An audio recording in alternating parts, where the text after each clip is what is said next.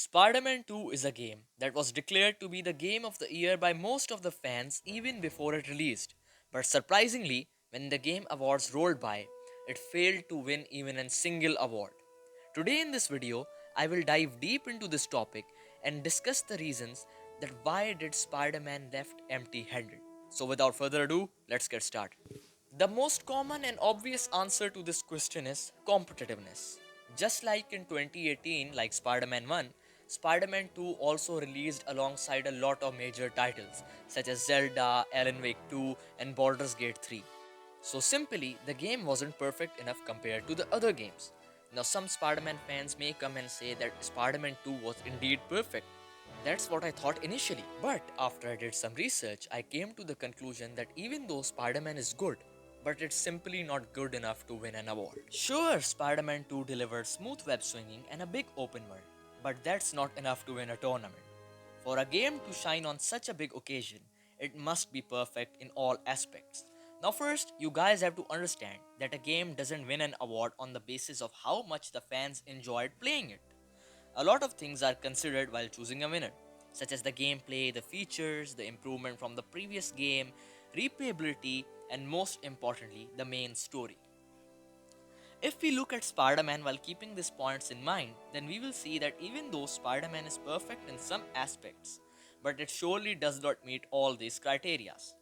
Let's first talk about the gameplay and graphics.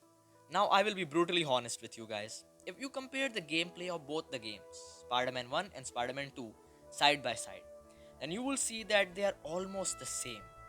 This, coupled with nearly identical UI and HUD, makes the player feel like they are playing a DLC of the first game rather than a sequel. If we talk about the combat and the gameplay mechanics, then yes, we did get some new stuff such as new power ups and the web wings, but the combat still feels the same.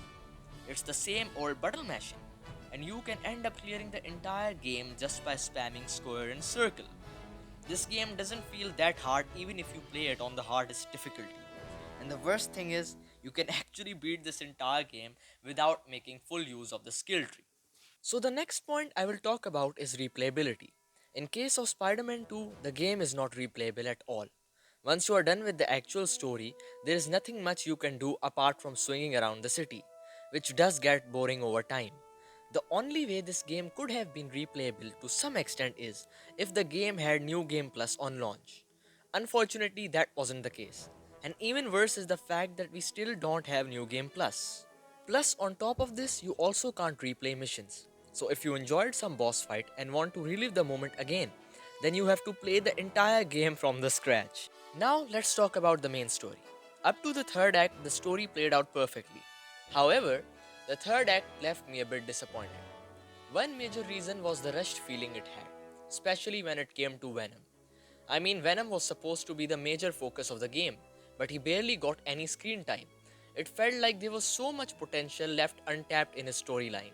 After Venom comes Miles Morales and his new suit. I couldn't wrap my head around the logic behind it. I mean, the city was in chaos, infected and all, and here is Miles crafting a new suit because he wanted something original. It just didn't quite match the urgency of the situation and also felt out of character for Miles. And don't even get me started on the new suit's design. It's awful, it's horrible. Miles already had his cool black and red suit and it was pretty iconic.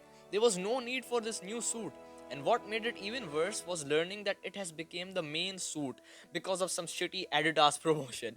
So when I look at these points, it's hard for me to believe that Marvel Spider-Man 2 was truly worthy of winning the Game of the Year title. And who knows, there might be other concerns that other players might have faced with the game. And let's not forget about the glitches and bugs at launch, a problem that can't be ignored.